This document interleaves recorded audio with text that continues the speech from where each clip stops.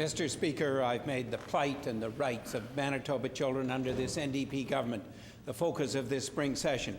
NDP policies have created situations of pure misery for thousands of children, and yet this Premier refuses to admit his role in province-wide NDP-controlled poverty.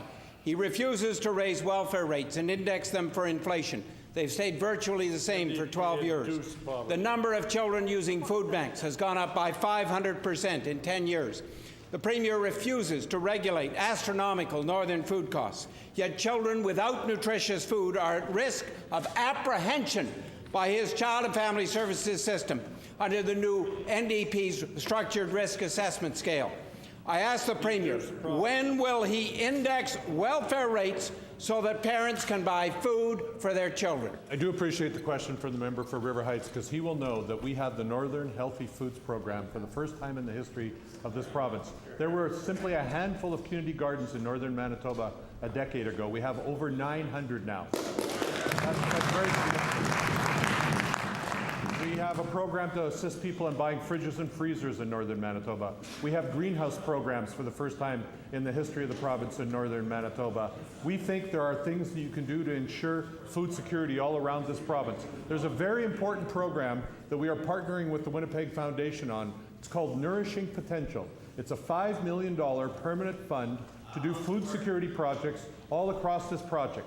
All across this province. Over 120 projects have been initiated this year. We were one of the lead funders of that program, which will provide a permanent resource for food security in Manitoba. I look forward to further questions for the member from River Heights. Mr. Speaker, on the prompting of Grand Chief Morris Swan Shanakapo, I urge the Premier and his Minister of Family Services to ask for the resignation of Children's Advocate Darlene MacDonald, who has stated that the Phoenix Sinclair inquiry is a waste of government dollars.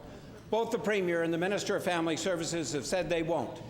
In my member's statement yesterday, I asked the NDP to make Section 4 reviews under Child and Family Services Act public, as they look at the problems in the child welfare system and the reasons for the deaths of children in care. I asked the Premier, will he ask now for the Children's Advocate's resignation, and will he make Section 4 reviews public so that children and youth endangered under this NDP's CFS system finally receive the care that they deserve? Speaker, again, the member knows that the Children's Advocate is an appointee of all members of the legislature, including the Leader of the Liberal Party. This person was supported by all members of the legislature. She is accountable to all members of the legislature. She is supposed to be in a role where she speaks without fear or favor with respect to recommendations that improve the well-being of children in Manitoba. She has made it very clear on the public record that the public has a right to know what went on in the situation that the member refers to today. That is her commitment to seeing public disclosure and a full public inquiry with respect to this tragic case. And that we support, Mr. Speaker. We support the inquiry. We're funding it.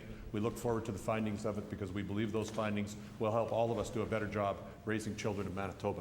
Mr. Speaker, under this NDP government, 1,400 homes in Manitoba are without running water.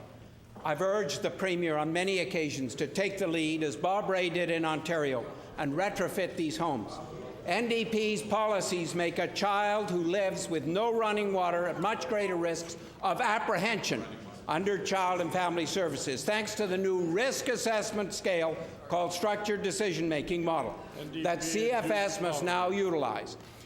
Thanks to the NDP's massive role in child poverty in this province, children from loving families are taken by CFS to live hundreds of miles away from their homes and their communities. I ask the Premier, when will he put significant dollar amounts on the table to secure these retrofit agreements with the federal government and the First Nations leadership to provide running water to people in Manitoba, everyone in Manitoba? I appreciate this question again from the member from River Heights. We've discussed this before. In our budget, we have resources to train northern people in the communities directly affected to have the trades and the skills necessary to do the retrofits on the houses. We're also investing a record amount in an East Side road, which will bring goods and services to those communities at a lower cost than we've ever seen before, Mr. Speaker.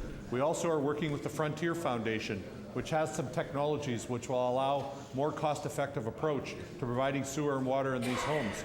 We will do our share, Mr. Speaker, with respect to these First Nations communities in northern Manitoba. The member knows that, Mr. Speaker. The member has to recall that when he was a federal member of Parliament, he did nothing with respect to those communities up there. We will do things for those communities, not only with respect to healthy foods, not only with respect to clean water, not only with respect to sewage, but also with respect to housing. Our hydro programs right now, as we speak, are in those communities, helping people save money on energy in the homes that they live in, Mr. Speaker.